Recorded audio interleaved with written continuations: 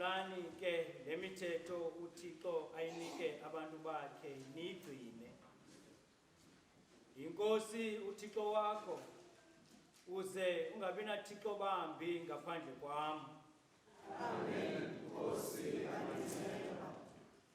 Uze ungazenzeli nayiphina into ibe sisithixo sakho uqubude kuyo. Amen. Nkosi andinceda. Uze ungalisebenzisi kakubi igama lenkosi uThixo wakho.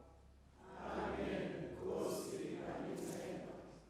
Khumbula umhla wenkosi uphathe ngcwele. Amen. Nkosi andinceda. Beka uyihlo nonyoko. Amen. Nkosi andinceda. Uze ungabulali. Amen. Nkosi andinceda. Uze ungakrexezi. Amen. Nkosi andinceda. Uze ungeli. Amen. Nkosi andinceda. Uze ungangqini ubungqina obubuxoki. Amen. Nkosi andinceda. Uze unganqweneli izinto zabanye abantu. Amen. Nkosi andinceda. Masizivume izono zethu, sizimisele ukugcina imithetho kaThixo, sihlale eluthandweni naseluxolweni nabamelwane bethu. Senze njalo. Thixo ngamandla onke oxolela bonke abaguqukayo ngenyaniso, makabe nenceba kuni, anixolela izono zenu anikhulule kuzo, aniqinisa nomeleze kuko konke okulungileyo, anigcine ebomini obungunaphakade, ngoYesu Kristu inkosi yethu. Amen. Phepha 166. Masithandaze bawo onenceba, unyana wakho wayendwa njengathi nangona engenasono. Yiba nathi kubuthathaka bethu, kuba siwazi amandla akho kusindisa, ngoYesu Kristu inkosi yethu.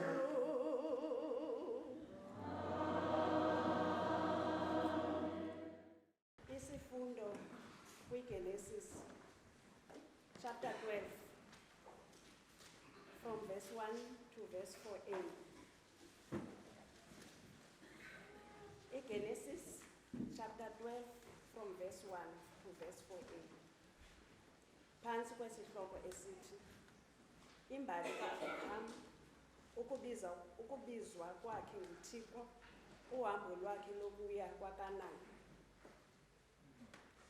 Ke kaloku uYehova wathi kuAbraham, hamba umke ezweni lakowenu, kwelokuzalwa kwakho, nasendlwini kayihlo, uye ezweni endokubonisa lona, ndikwenzele uhlanga olukhulu, ndilisikelele igama lakho, ube yintsikelelo, ndibasikelele abakusikelelayo, ndimtshabhise okuqalekisayo, zisikeleleke ngawe zonke izizwe zehlabathi. Wahamba uAbraham njengoko wathethayo uYehova kuye. Wahamba naye uLothi. Liveni ilizwi lenkosi. Incwadana kwabaseRoma isahluko sesine, sikalela kwisahlukwana sokuqala, siyoma kwisahlukwana sesihlanu, sigqithe siye kwisahlukwana sokuqala, siye kwisahlukwana seshumi elinesithathu. Yintoni nangoko esiyakuthi uAbraham ubawo wethu ufumene yona ngokwenyama, kuba uAbraham ukuba wayegwetyelwa ngokwasemsebenzini, ange eneqhayiya, akanalo ke phambi koThixo, kuba sithi na isibalo, sithi ke wakholwa uAbraham kuThixo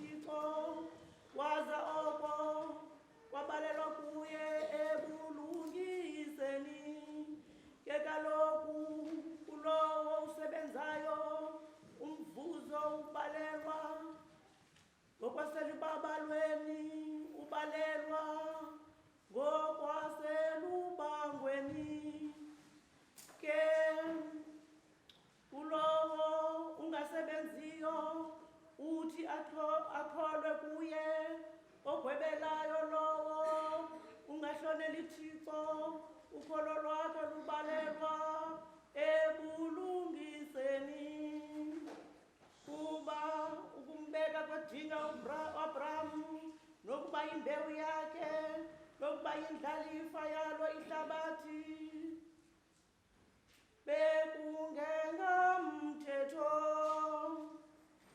bekungangobulungisa bokholo kuba abo basemthethweni ukuba ngabo indlalifa ukholo lungaba lwenziwe into engento nedinga lingaba liphutisiwe kuba umthetho usebenza inqubo ke apho kungekho mthetho akukho siqitho ngenxa yoku ilifa lelaselukholweni ukuze libe ngokobabalo ukuze idinga liqiniseke kuyo yonke imbewu lingabi kweyasemthethweni yodwa libe nakweyaselukholweni lukaAbrahamu ongubawo wethu sonke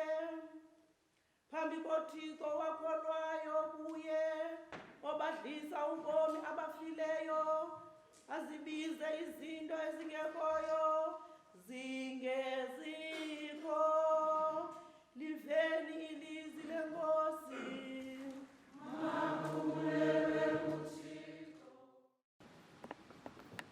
Phulaphulani indaba ezilungileyo zibhaliwe kuYohane ongcwele isahluko sesithathu siqalela kwisahlukwana sokuqala.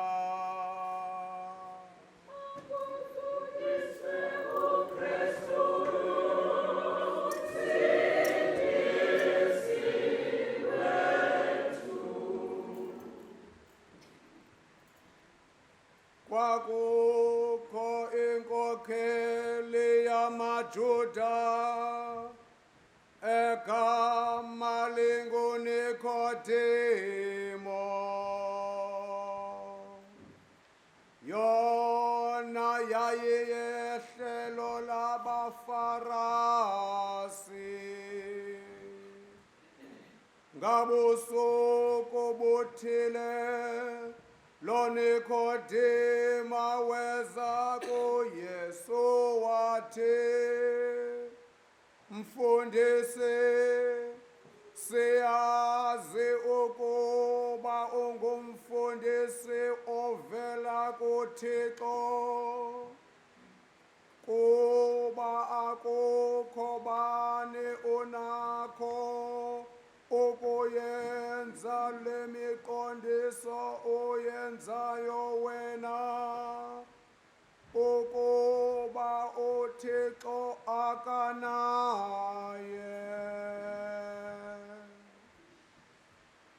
UYesu waphendula wathi kuye, ndithi kuwe inene akukho namnye ukunobuxhamla ukulawulwa nguThixo angathanga azalwe ngokutsha. uNikodima wathi kuye, angathini na ukuzalwa umntu usele mdala? Kaloku akangekhe aphindele esizalweni sikanina, aze azalwe kwakhona. Waphendula uYesu wathi, ndithi kuwe inene ukuba umntu akathanga azalwe ngamanzi nangumoya kaThixo akanakulawulwa nguThixo. Ukuzalwa yinyama negazi kuyinyama negazi, ukuzalwa ngumoya kungumoya.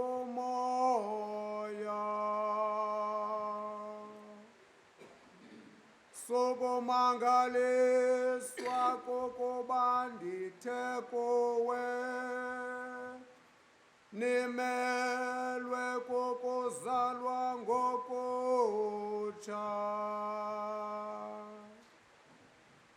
Umoya uphephezela apho uthanda khona, usive isandi sawo, kodwa ube ungawazi apho uvela khona nalapho uya khona.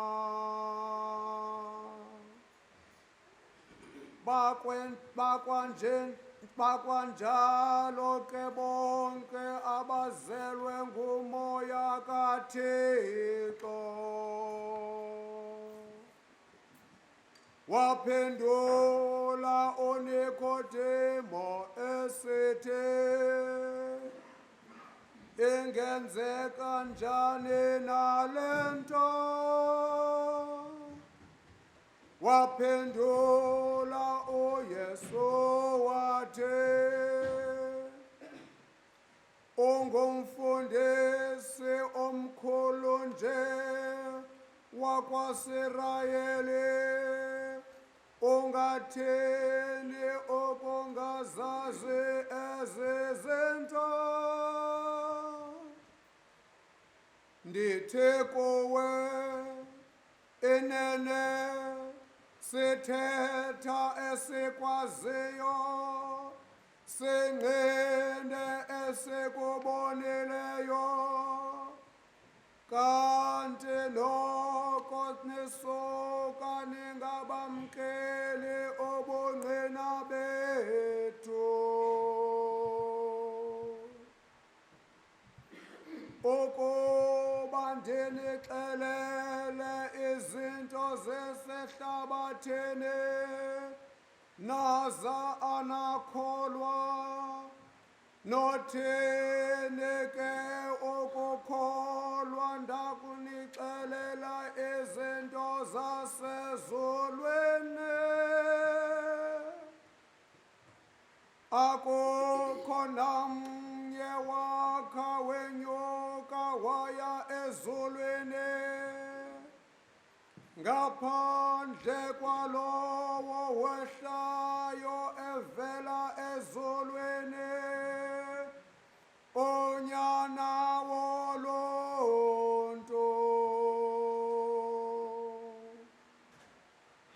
Njengokuba uMoses wayiphakamisayo inyoka entlango,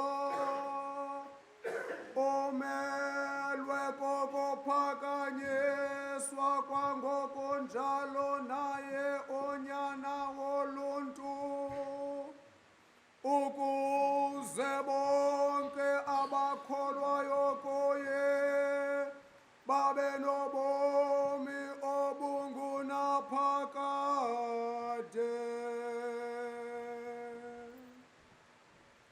Kaloku uThixo ihlabathi ulithande kangangokuba ude wancama unyana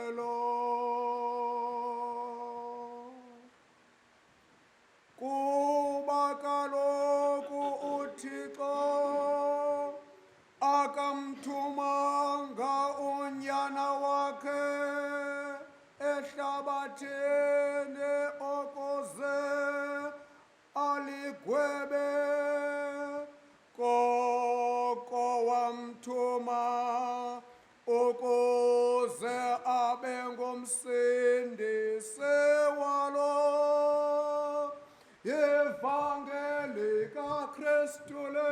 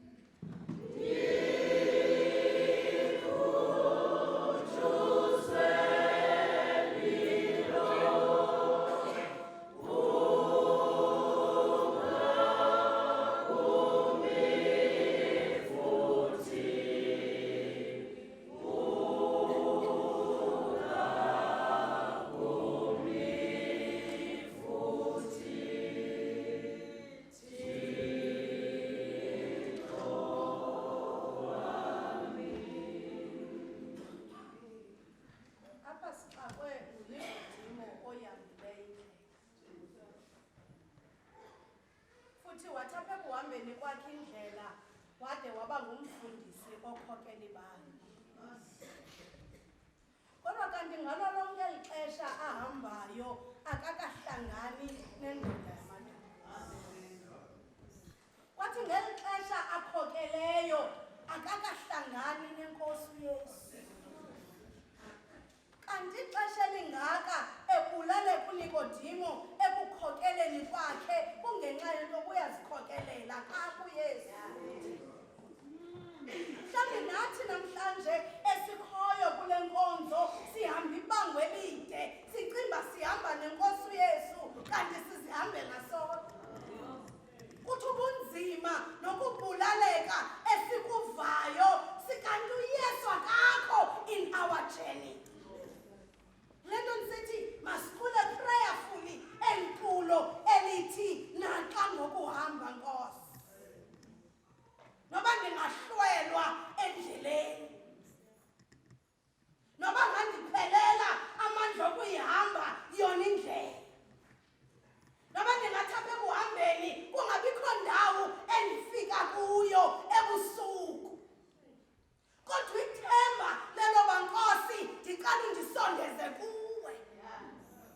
When all hope is lost and gone, when kule ndlela ndiyihambayo engekho umntu onokundibamba ngesandla athi let us walk together, Nkosi ndicela undisondeze kuwe. Bathi abanye abantu xa bethetha uNikodimo waxwexwa ngobusuku. Khona namhlanje ndifuna ukuthi mna bekufika ixesha loba asindiswe. Bekufika ixesha lokuba akhabe nencoko kunye nenkosi uYesu. Sike ngenye imini samvuthixo enencoko kunye noSathana ngobomi bukaJobi. Engathi kuye nokungaludlavula ulusu lwakhe kodwa wona umphefumlo wakhe nomoya wakhe ungawuchukumisi. Namhlanje silapha siqanqatha kule lenti senguThixo singasondela kuye.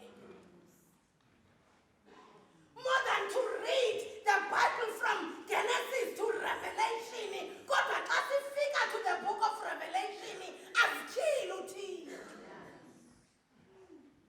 Ngoba kunzima ukuyihamba le ndlela. Idinga umntu onokuyihamba kunye naye.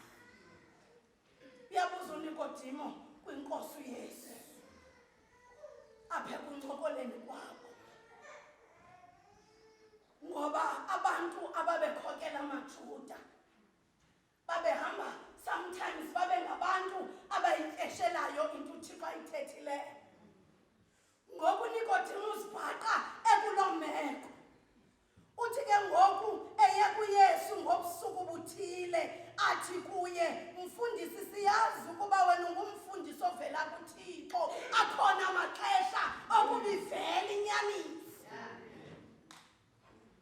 Akhona amaxesha okuba noba yona inhliziyo ithi yazi nyani kodwa ithanda ukunxaxa, kodwa kufika ixesha bengekho abantu apha kufuneka udilishene nesiqu sakho noThixo.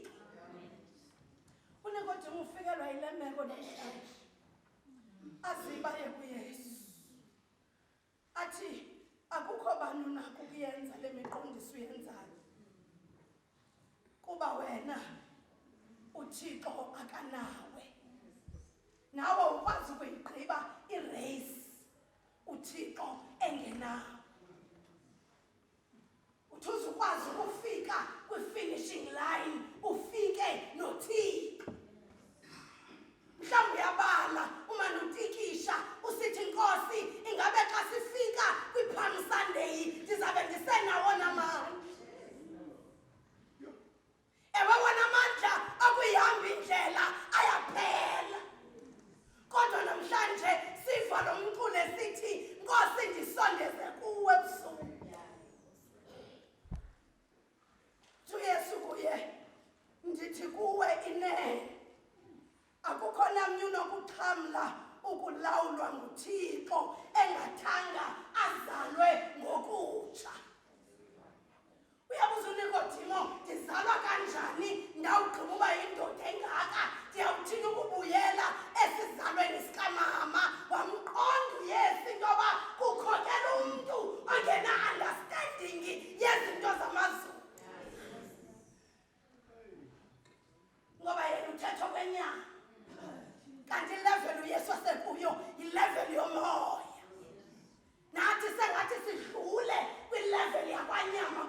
amandla uthixo ufuna ukusigqithisela to another level. Vuma ukudluliswa yinkosi uYesu.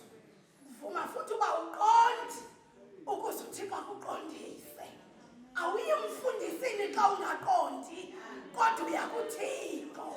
Uthi bawa ndiqondi kanti usijile ukuze uYesu akuhambise indlela ethandwa nguye.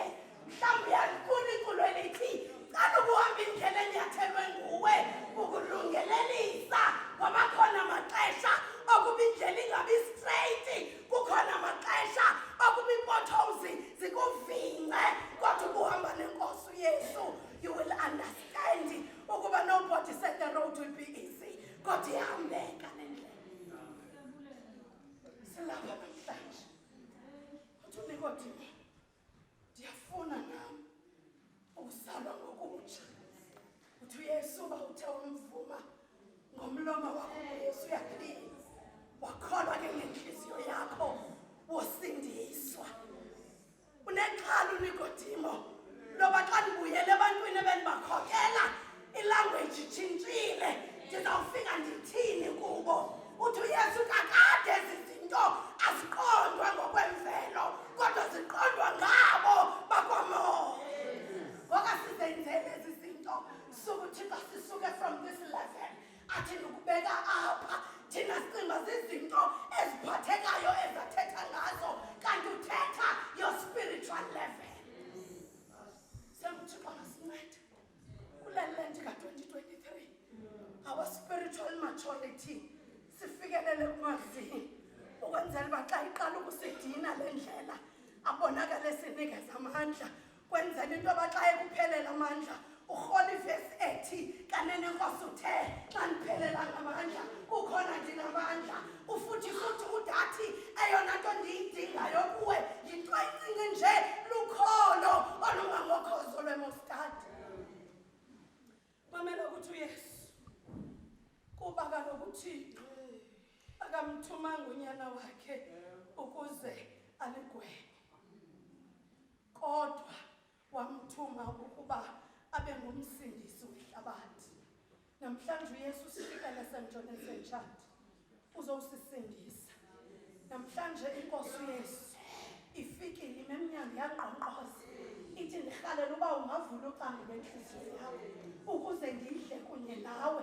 Uthi futhi the problems are not going to go away kodwa you are going to be sustainable kuzo phakathi kwazo. Mamela uthi uYesu xa ethetha andithandazela ukuba nkosi ubasuse ehlabathini kodwa uthi ndithandazela ukuba ubagcine kulo. Uyayazi uba uzawugcinwa yintoni xa indlela ingahambeki. Namhlanje siphethe amadinga kunye nezithembiso zikaThixo. Udathi xa ethetha ngomyalelo wakhe uAbraham uyafuduswa nguThixo. Usiwe ezweni angalaziyo, usiwe endaweni angazange ayihlale, ususwe ebantwini bakowabo, ususwe ezihlobeni zakhe, ususwa kuyo yonke into ayithandayo. Adathi xa enengxaki abalekele kuyo. Uyacinga into yoba uzawufika thina elizweni kodwa umzekelo kuAbraham akazange ambuze uThixo. Kazange ambuze uThixo kodwa ithi wasuka uAbraham wanduluka ngokomyolelo kaThixo. Mhlawumbi nawe ekuseni ikhona uThixo into ayifuna ukuyicommunicate kunye nawe ngokuvula ucango lwakwamoya ukuze uThixo athethe nawe. Ubayeke bonke abanye ngoba kuyakwazi ukuthi kwisihlwele kanti uThixo uhambele kwintombi enethombelekayo. Uyakwazi uThixo abheke etempileni afika kugcwele ngabantu kanti uhambele kumlwelo waseBethesda. Uyakwazi uThixo ukuthi ahambele kwisihlwele kanti uvizithele emntweni omnye. Nawe ke sekungavuma namhlanje uYesu waseNazarethe ahambe nawe. Mamela emveni koba ulimamela izwi lakhe wathoqaba wahamba waya kule ndawo uThixo athi iya kuyo. Uza kunika inzalo eninzi eyokuba wena isizwe sakhiwe ngawe side sibe sikhulu. Abraham yayinhlekisa ke le nto. Ngoba ngokwe-standards of this world wayeselegqithelwe lixesha lokuzala. Wayeselegqithelwe lixesha loba anganaba nabantwana. Futhi on top of that uSara umkakhe wayebonwa njengedlola. Umuntu ongenakho ukubafumana abantwana, and yet isithembiso sithi you will be the father of the nation. Nawe kuyi-future ibonakala ngathi mnyama according to your standards of living. Nezinto ezikungqongileyo. Futhi neliphupha lakho ngeke ulisherishele abantu. Because impendulo yabo izawuthi awuzibona ubunjani. This dream cannot be fulfilled. U-Abraham naye kodwa wabamba isithembiso sokubana ngabani uthe uThixo, you will be the father of the nation. Mamelithi lento xa ifika kuSara ifika ibe sisihleko esikhulu sokuba uzawuyenza kanjani uThixo lento, ngoba okunene mna ndizali kwaye wena umdala awukwazi ukubafumana abantwana. Abaliqonda ubizwi likaThixo lingu-yes and amen. Akutshileyo akakutshintshi.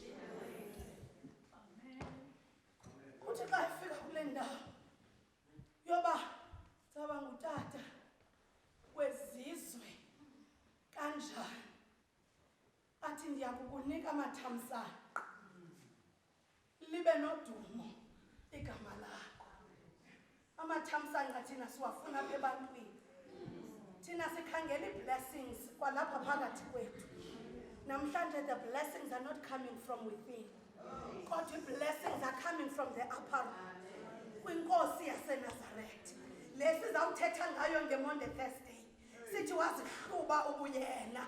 Waba ngobalelwe kuthini ungomncinane nokwe ngomkhulu. Suba sakhangela ke intsikelelo yakho ebantwini ngoba iveli kubo, ivela kuYesu waseNazaretha. Uthi lo mbhali xa ethetha ndikunikeze amathamsanqa kwaye ube lithamsanqa nakwabanye. Nansi tricky ke ngobuKristu. When I will expect people to bless you, because uyazazi bii-blessings zakho zivelaphi, kodwa kusuke wena ube yi-blessing to others. Emveni koba uThixo kusikelele, wena usuke uyawuba yintsikelelo kwabanye abantu, ngoba wena utheni usikelele. Adathi xa ethetha uElizabeth efika isithunywa kuMaria sithi wena usikelelwe phakathi kwabafazi ngoba uyawuzala unyana. Uthi ukuthethana kwakhe kusesikhatini sakhe, uthi uyakumthi igama lokuba ngu-Emmanuel ngoba uyawubasindisa abantu. Now you are carrying a blessing with your head. Therefore you need to recognize it and be a blessing to others.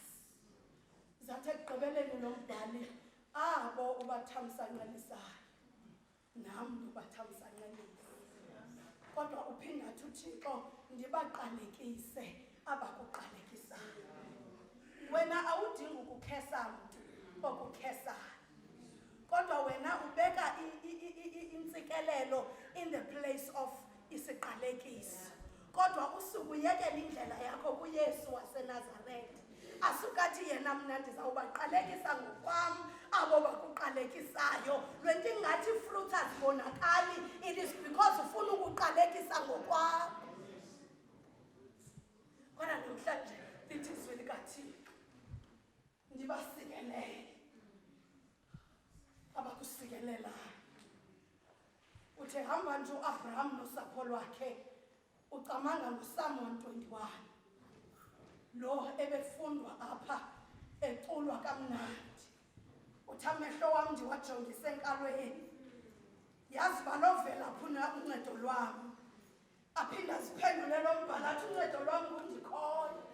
Ngoba uyayi-understand into yoba lona uncedo lwabantu luyaphela, kodwa uncedo lukandikhoyo lona luhlala luhleli.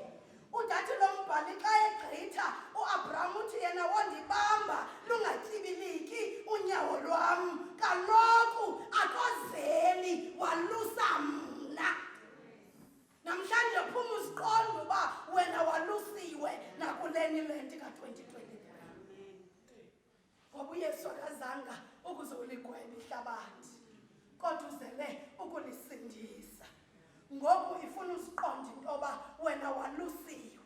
Yile nto athi uDavide, uYehova ngumalusi wam, andisweli lutho. Ngelaa xesha ikhabhathi is empty, ngelaa xesha kukho themba lanto, ngelaa xesha kuphela naleyo kunxiba, kodwa lisuke likukhumbuza izwi into yoba amasirayeli ahamba entlango 40 years akuzange konakale nayinto emzimbeni wabo. Uthixo unjalo, uthi abantu bekubalala into yoba kuza konakala kwakho, asukuthi qobeke intsikelelo in the place of the curses. Esingayimaka kuhle le ndlela sazi into yoba thina salusiwe. Uthi kaloku ngundikhoyo okwalusayo, nguye okwenzela umthunzi. Xa likutshisa ilanga, xa igama lakho ligcwele ilokishi yonke, awuba ngahamba ngapha kolathiswana ngayo ude utshuba igama lam litsha ngamalanga. Remember wena ukwazi ukuzenzela umthunzi, kodwa inkosi uYesu ingumthunzi wakho. Udathe omnye umculi mthunzi wam, mandiqashe njalo kuwe ngoba ulidwala laphakade. Sukuqashe bantwini ngoba bazokwenzela nto, sukuyowuqasha kwinkosi uYesu. Udathi ke gqibele kwesi sifundo sesibini, uAbraham njengokholo kuThixo wabalelwa ekuthinini ulilungisa. Uyabona ke itrick esisifundo sesibini, because sithetha ngomthetho nokummamela uThixo.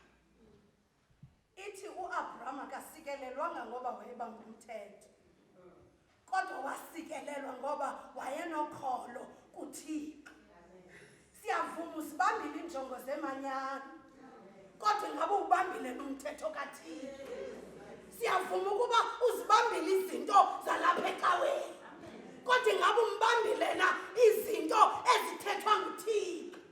Siyavuma into yoba ungena ngo-9 wena apha ecaweni uphume xa kuphela izaziso, kodwa ngabe ubambile na ukutsho kukaYehova. Ngoba le nto iyadlula ecaweni, kuba kufuneka ulungise emveni koba icawe iphumile. Awulungisi xa ulapha ecaweni kodwa. Awukwazi ukukwenza oko ungancamathelanga enkosini uYesu. Ngoba uzawuthi xa uphuma apha ufike imoto yakho ine-scratch, ushawutise kube nangawe, kodwa ithi noba inhliziyo ibuhlungu usibona sona i-scratch, ugcumele ngaphakathi usithi Nkosi uYesu, uyayazi uba le moto iscratchwe ngubani wabaleka, kodwa I am blessing the person instead of cursing the person. Ubona uThixo kwenzela. Amaxesha amaninzi we do not get our breakthroughs ngoba asibonanga into yoba uThixo uhleli ndawoni. Le post emsebenzini ungayifumananga, it is not because wenzeka kubi kwi-interviews, kodwa it is simply saying uThixo has a better plan for you. Lefu ngabe saliliswa zinto ongazifumani, ungaliliswa zizinto ezikulahlekelayo kulele nto, ngoba uThixo usahamba nawe futhi izethembiso zakhe zimi zingunaphakade. Mntanam, uba kuyabonakala ingathi kule term akwenzeki kakuhle esikolweni, you can still do better. Alikapheli lona ixesha kwaye uThixo uthi I am at work with you, futhi uzaba sisibonelo kwabanye abantwana. Lidlula ixesha lokuba nangabana singene ecaweni sizowufulfila izinto zecawa singazifulfilanga ezamazulu. Thomnye umbhali kwenye indawo kungangandanela ukuba ndingangabikho kwezinye indawo, kodwa nje uba ndifumene indawo apha ngasemnyango ukuze ndive ukuthetha nokuphicothwa kwelizwi likaThixo. Kaloku masimamele umntu osebenzayo wamkela umvuzo oyimfanelo, nothi osisipho verse 4. Ikhona into yoba umntu akunikeza igift awuyazi laa gift uba kukho ntoni phakathi. Kodwa ke ngoku xa kusetyenzwa uwamkela according to ukusebenza kwakho. Siyavana bazalwane? Namhlanje kule lento funeka siyazi into yoba xa kufikelela ixesha lepasika nonyaka wonke amandla osebenza ngawo uzawuvuzwa kangangawo. Uba uthatha italente yakho uyoyigrumbela phantsi komhlaba kule lento, uzawuthi xa efika umnini sidiliya ezowukhangela into obusebenze kangakanani uthi mna ndisebenzile nantsi ndiye ndaqonda uba mandiyisithe ndisemaseleni ukwenzela uba ndiyibuyisele kuwe isaphelele. Athi mntu ndini onokholo luncinci bendikunikele talente ukuba mawuyisebenzise wena you chose to hide it. Ungabi sayifihla into oyiphiwe nguThixo. Hleze izawukwazi ukunceda abanye abantu.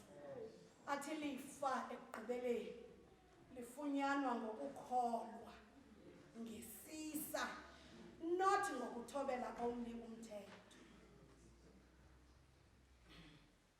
Xa ujonga phaa ekugqibeleni ngenye imini ngoLwesithathu phaa ekuseni, we will talk about isiseko sekerike laculo, laa verse yokugqibela. Uba imini isho ukuthini kuthi singamaKrestu. So sengenkosi uYesu namhlanje ingahamba nawe kuthi kwizithembiso akuthembise zona, noba wayekuthembise 10 years ago, ubhilive naku-2023 ukuba the promises shall come to pass ngoku nanganaphakade. Amen. Uthandaza sonke sithi uba ulungile, sibulela ukuthetha kwakhe. Ixesha ke lelelente umntu ke nomntu nentlango yakhe, kodwa okona kuqalekileyo ngale mina namhlanje kuthiwa nomfundisi akazange ayazi le nto uba kukuthini na ukuzalwa ngokutsha. Nkosi yam, silapha ke sizowuthi umaxhoba ayakhawuleza, makabe nathi ngale mina namhlanje. Sibulele sikwacela babe khona ke bantwana basekhaya ungene chorus siyihlabelele sithi uThixo ulungile, siphakame sonke sibulele.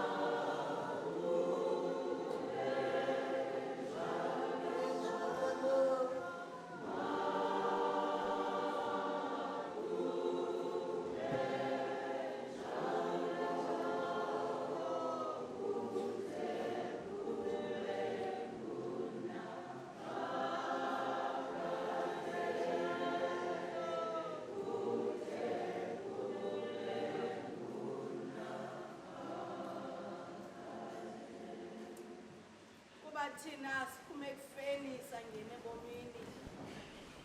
Okuke siyakwazi ngoba sibathanda abazalwane bethu. Olo lwenkosi malusoloko lunani.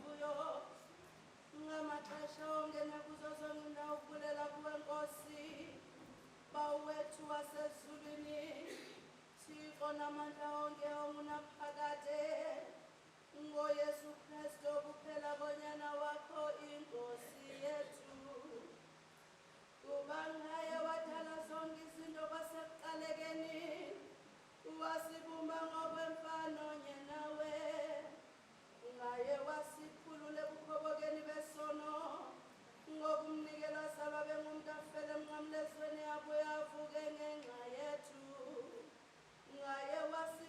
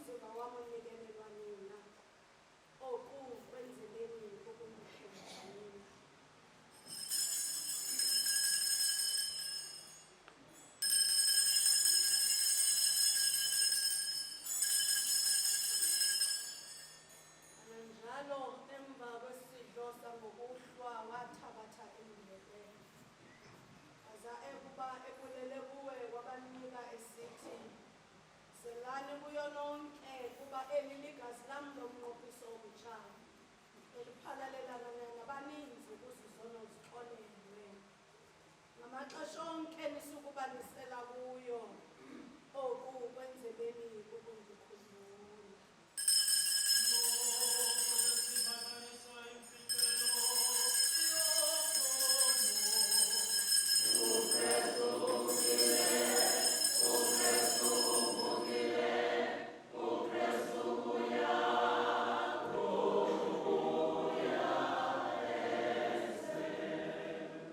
Bawo ongcwele, ngezi zipho zakho thina bantu bakho sinikela kuyidini elimemfezekileyo elinguKrestu inkosi yethu.